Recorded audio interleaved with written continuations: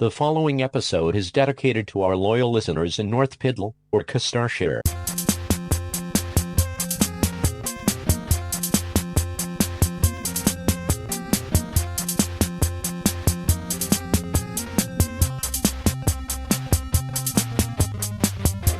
I'm Tim and Taco. And I'm Jezbot, and welcome to the STEEZ. How are you going there, Tim? I'm good, thanks. How are you going? I'm going pretty well. I haven't seen you going? for a while. It seems we've had the Easter hiatus.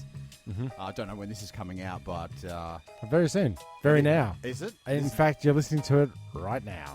And how did your Easter go? Was it filled with family fun and Easter bunnies and... Yeah, I think in the long form podcast, I'll probably talk to you guys about things I saw in Sydney. Oh, yeah. Things I did. What I saw in the Sydney. You drove to Newcastle, I believe. I did. I actually know this. Yeah, because I told you. Yeah. But let's get into that. Let's get into Next that time? for the big form, and the other boys are here, I think. Okay, and if you only listen to the STEEZ, don't forget about the long form podcast that we do. Yeah, Sean, I'm talking to you. Yes. Now, this is a test. Okay, just very quickly while we've got you. Good. Sean, next time you see me, to prove that you listen to this, say the following words: I am a butthole. Butthole.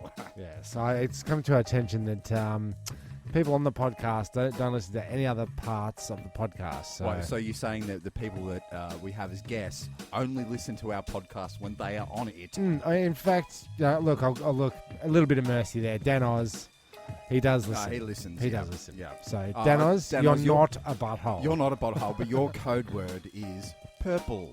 Ah, okay, yep. Okay, just text that to Tim or I when you listen to this. Yeah, okay, all right. That's the test. But Agreeable. Tim, let's get past our own egos and let's get into it. Get into the show. Let's do it. Go do the show let's proper. Hear it right now.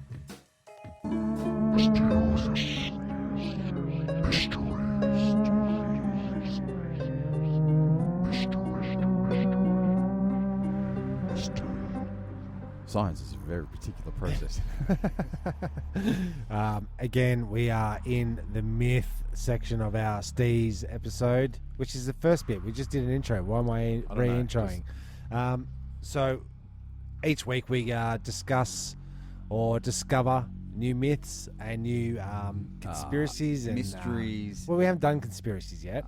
We did the Stevie Wonder is not blind. Don't you know that one? Yeah. You ever heard that? I didn't know that. Where did you hear that one? Internet. Okay. What do we do before the internet? Well, there's a diary that we read from each week, and that's what we were doing. Okay, so I'll hit you with a little. This one's called Inside Stories. Stories about what goes on the inside. Usually it's not of the mind, it's of the body. So horrible things that happen to people's bodies. Jesus Christ. Longboat or raw, even. Okay, well I'll give you a little precursor to that. Pork chops, baked beans, bullets, thread, coins, bus tickets. What are all these things? What do all these things have in common? It's amazing what some people carry inside them. Inside stories. Now read that list again. Pork chops, yes. Baked beans, check. That's me today. Bullets, okay. Carry it. Thread, coins, bus tickets, and snakes. I like how they throw in the bus tickets. Bus tickets and snakes is the I think bus tickets raises more alarm bells than snakes, doesn't it? Because people do eat I'm snakes. thinking you've got a snake on the inside. I'd much rather have a bus ticket than I'd a much snake. rather have a dinner bought for me first if I'm going to have a snake inside me. Oh, thank you. This subtitle though is called Hard to Swallow. Okay. Yeah, yes. Number 1, a snake. Number 2, a bus ticket. We've all felt that butterflies in the tummy sensation. A gut feeling. And felt the odd frog in the throat. But God preserve us from the following revolting fate. Oh, God. A 15-year-old Turkish girl had suffered mysterious stomach pains for 5 years. In that time, she changed from being a happy-go-lucky farm girl into a moody, withdrawn outcast. Like a 15-year-old. Yeah, pretty much. So she transitioned into puberty, basically, is what they're trying to say. Her pains and vivid headaches alienated her friends and caused the family to be shunned by suspicious villagers after she failed to respond to local folk healers and their magic charms. Well, What year are we talking? obviously this is in the oldie days, but maybe that's your first problem, that you're taking her not to the doctor but to folk healers and magic charms. Maybe that's it. Yeah. Go see a doctor. So Yetta's family moved 80 miles to Ankara, where they eventually took her to a hospital. Well, thanks for that. I 5 think years. This might be in Turkey. Yes, she's Turkish. Oh, right. Correct. Yeah. Ding. I I just thought I've been to Ankara. So Picture the scene. okay. The doctors come to her parents clutching their x-rays and say, matter-of-factly, "Don't worry, we can easily remove the snakes." Okay, so it is the snake one. It's not the bus ticket. The bus tickets are still valid. But the snakes. But the snakes. Oh. Snakes. And then the mother exclaimed, "Snakes? What snakes?" Staring alternately at the doctor and the girl in horror. So snakes, you can picture that. I'm swinging my head around looking at the daughter. And probably the x-rays as well. Probably the x-rays. Yeah. Yes, there were 3 of them. Water snakes. Okay. Slightly thicker than string and nearly a foot long. The doctors can only surmise that the girl must have swallowed them as eggs while drinking from a stream when she was 10 years old. And that was from the Daily Star, 28th of June 1979. I'm going to call bullshit. I thought that was my role. Okay. Would you like to call it? How do I feel about this story? I would say I'm calling bullshit. Okay, great. What you said. I'll tell you why. Just the science mind sort of. Yeah. I'll tell you where I go as well. Okay, well, it's a water snake. Sure. And I would say a water snake, it can be a sea snake, or there might be some freshwater snakes. I'm not really up to par on that. But what I would say is that a snake would need a pH level of neutral to, just a base or an acid. But Sure. around I was going to go 7 mark of what Some neutral water is. pH. pH. Yeah. But I'm thinking a young lass's stomach acid is not conducive to A Turkish girl's nonetheless. dietary. Are you saying that digestive Turkish girls system. have more acidic stomachs than They're West- breaking down all that goulash and Arkenschlag. You don't know where Turkey is. No, I don't. Would you like some more Arkenschlag? That's not right. That's not it. Yeah, so stomach acid. I'm just going to go even more basic than that. Mm-hmm. In the 5 years' time, do you think the snakes needed to take a breath? Because they're not fish. Yeah, right. If the story was 5 fish in your stomach, then I'd go, okay. How did she not shit them out in 5 years? Yeah, there's more questions. It's riddled with snakes. buffoonery. I would have said. But I think you guys can call that yourselves. I mean, that is what it is. Like, Can we do just the source of the material again? the Daily Star. The Daily Star. Yeah. Is that still a publication? I think they rotation? closed down shortly after 28th of June 1979. I would say. But there you go. You of course you decide for yourselves whether it's real or not. Is it a history? Is it mystery? Is it hearsay? Is it fact? Is it science? Is it a mystery? Or none of the above?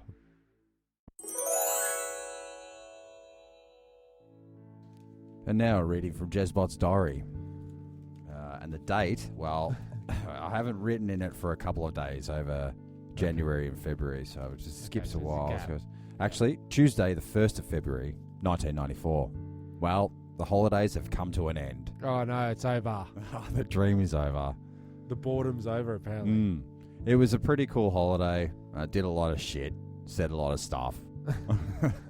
I suppose it's not so bad going back. At least now I have holidays to look forward to. That's optimistic. I'm seeing tomorrow after school. I hope we can talk a bit longer. That's Okay. it. Right. That day. So it's not a good start to the first day of school. and I'm pretty cut already. All right, yeah, but downhill looking from forward here. to the holidays. That's yeah. So this must be year 10? 10 or 11, maybe? Maybe 10, year 10. Okay. Yeah, so I'm 15 or something now. I reckon that's year 11, because I was already out of school. Yeah. I guess we'll never know, and there's no way to find out. Maths? Oh no, the rain. I didn't bring my umbrella. My hair will get wet, and I've just had it done. No need to worry, my lady love. I've brought mine. Please, stand underneath. But you'll get your nice new suit wet. It's watertight, made completely from the feathers of the rare Siberian black water duck. What type of suit is it? It's a jolly good time suit, my little cranberry muffin. Well, I do hope this bus comes soon. Well, there's no need to worry about that either, my sweet cherub. This suit is able to transport us both. Would you like to take a ride in my pants? I would love it. Jolly good time suits available in all fine menswear localities. All right, so a new section. Are you recording already? Yeah, it's already cool, recording. excellent. Okay. So this is a new section Right. for the STEEZ. Going to keep it nice and concise. Concise, yeah. Correct. Clean. Correct. This next segment is called Correcting Community Concerns and Creating Closer Communities. Right. Or, I guess for short, CCCACC. Yeah, good. C. Just a community awareness program that we're going to be running, just because it's not all about problems, it's about solutions, Tim. Yeah, we've got to live in our community. And I guess one of the great concerns is that there's little to no community. It's all gone to hell in a handbasket. No one's looking out for each other. Well, it's all been dual-locked. Yeah, basically. with no parking or places for the bins to go. Yeah, so like similar to your app, Snap, That's kind Send, Solve, yes. that's very community-based. So maybe next time you have a little adventure in that, you can chck it into this category. Yeah, the community corner, consciously collective. Correcting community concerns and creating closer communities. Together Together at last. Okay, so I've got a little thing which is actually, we'll start on a high note. Good. So previous podcasts back in the oldie days, before when we were in just double digits, we were just wee young It's a distant, podcast distant beginners. memory, Tim. And we talked about the rules, the social rules in community, about filling somebody else's bin up. Community etiquette or bin Binnicket. Binnicket. And I, for one, just to recap my view on it, I, for one, am all about the stealth of night. Yes. And as long as their bins are already out, then it's okay. Have at it. Are you saying if you've got extra rubbish for the week, I can chuck it in somebody's bin that's already out. That is empty. I can't put dirty nappies in their bin. I can't For put starters, human no. parts, dead animals, and you shouldn't be opening the bin, jumping in it, squashing it down as hard as you can. So Correct. So you can get that correct. extra couple of bags in. Yeah, that's right. So, and if the lid doesn't close, then It's a no-go. it's a no-go. So, yeah, correct. That's so the first rule.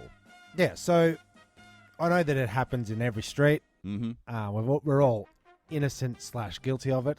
Yes. It's all done in innocence, of course. We've got to get rid of the rubbish. Okay, I thought you were going to say evidence. There's that as well. But I got this is the lighter side of it, is that I got a text message from one of my neighbours.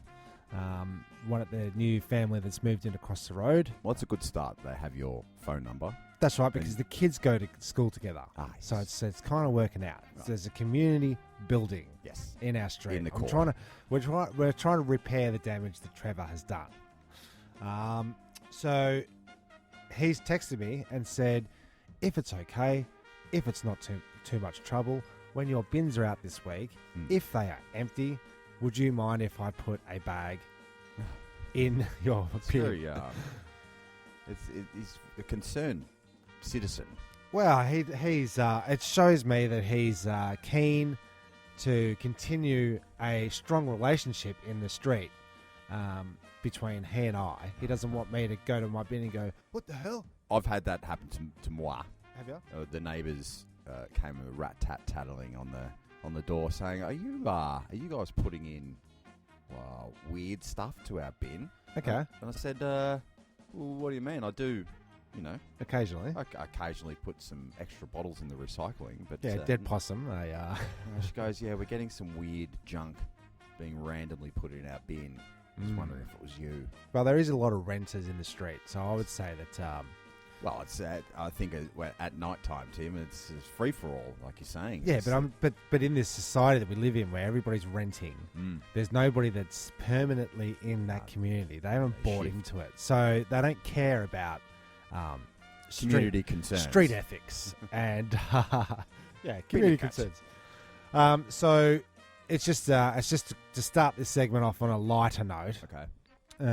Not everything is so bad on the street. We don't have to report everything, but it does help the community to contact the concerned citizens. Yeah, we've got to correct the concerns that we have out there in the community. So yeah, it's just good to hear that there is still the community spirit out there. There's a dialogue going on. There is. People are talking. A dialogue. It's not just one bad egg, i.e. Trevor, vandalising, scratching cars, stealing stuff out of cars, pulling plants, throwing rocks at birds in trees. Sometimes it's just one lunatic. Yeah. And all it takes is a nice phone call from your neighbour to reinvigorate And do you know what? Trust in community. Since then, I've updated my security system to catch more what's happening in the street. And I had the choice, aim it this way or aim it at text me about my bin guy. Oh, yeah. So you got him covered as well. I've got him covered now, see? So a little bit of a communal he's got creativity. You got him covered. We're all covered communally. So that's the segment. So is that what it's going to be every week? We come in with community concern until we run out of ideas. I'll give it about 6 weeks. All right, cool. So continue does it work on. Or not? It does. It sure does. Thank you very much.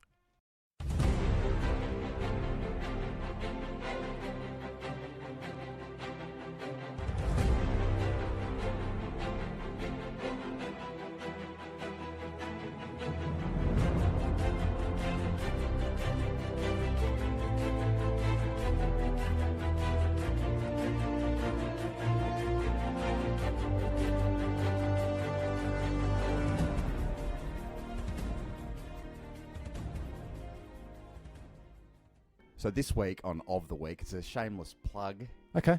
For hashtag that, live in that hashtag market life. Is that how you use hashtags? No, I don't think so. So how do you do it? You use the hashtag that market life. That's the one. Yeah. So if you listen to this, when's this going to drop? Today, probably, Tim. Yep. Which is Tuesday, something. It is Tuesday, May the 7th.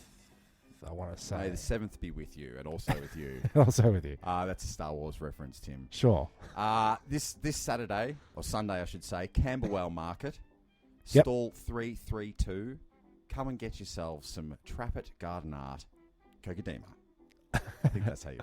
Okay. Yeah. Well, and what can you buy there? Well, many an episode ago, probably December, maybe January, I was talking about those moss balls that I've been making. Sphagnum balls? Sphagnum balls with, you wrap up a plant and you get the wrap on.